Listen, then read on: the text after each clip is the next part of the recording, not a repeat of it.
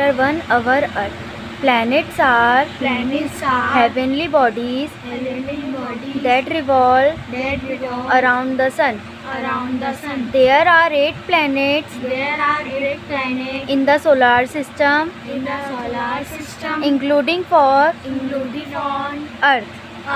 Earth is a unique planet.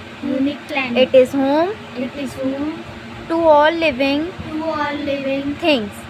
About 3/4 of the Earth is covered by water and 1/4 by land. Due to the presence of water, our Earth is called the water planet or the blue planet. The Earth is surrounded by a thick layer of air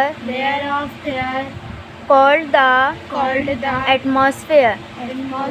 This air helps human beings, animals and plants to breathe.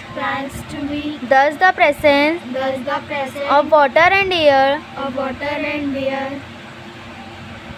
have made life possible on the Earth. Shape of the Earth.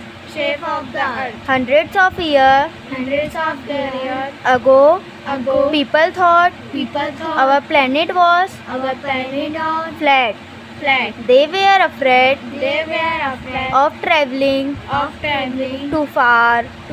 They feared that if they went near the edge, they would fall off. In 1519, Ferdinand Magellan, a Portuguese explorer, went on a long journey with his sailors from Spain. They sailed westward and continued to sail in the same direction. After about 3 years, they reached the place from where they had started.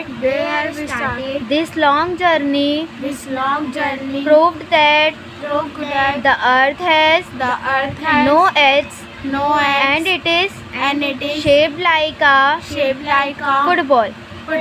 Many years later, Neil Armstrong became the first person to land on the moon.